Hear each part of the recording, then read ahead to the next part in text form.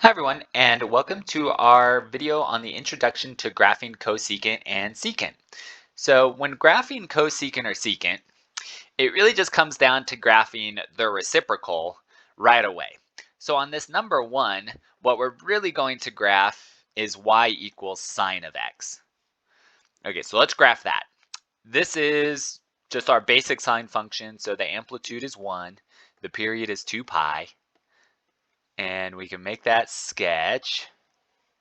Okay, so sine does something like this, where it goes to 2 pi, and then half it to get pi, half it to get pi halves, and then times the pi halves by 3 to get 3 pi halves. Okay, so that's the 3 pi halves there. And then amplitude 1, and then -1. Okay, so there, and then let's get 0, 0. Okay, now we want to think about what's going to happen here with our cosecant function. So for instance, when we're at pi, I'm going to choose that. So sine of pi is 0. Remember, the cosecant is to just flip your answer. Okay, so 0 would be 0 over 1. So that means cosecant of pi is 1 over 0. Well, 1 over 0 is an undefined. Undefineds in functions, when graphing, are asymptotes. So that means wherever the sine function crosses the x-axis, we're going to have a vertical asymptote. So those are those three parts of the sine curve that cross the x-axis, which gives us these asymptotes for the cosecant function.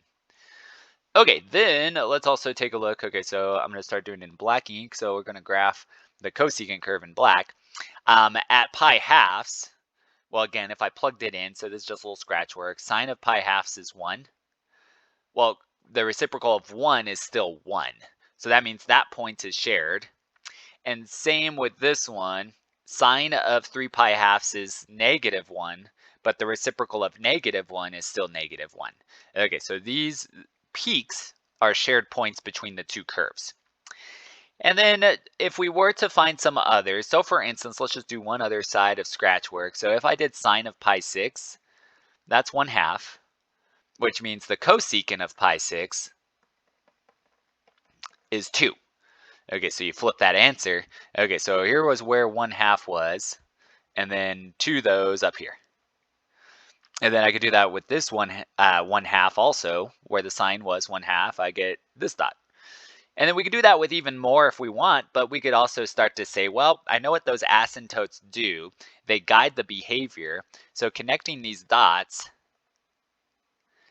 it looks like it should just go up to those asymptotes, and it would. So if we need more points, I mean, we could find them, but that's what's going to happen. And then this other one, kind of the same deal, we will always draw away from the sine curve to the asymptotes. And then that's it. Okay, so that in the black ink is the cosecant function. And I would say with the purple asymptotes.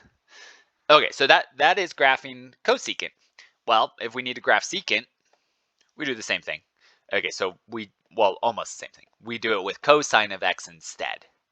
Okay, so cosine of x starts at 1, 0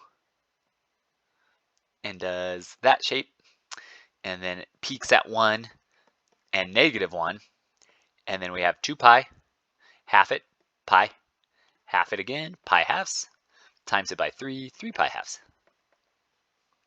and then our 0. Well, it follows the same pattern over there on the left.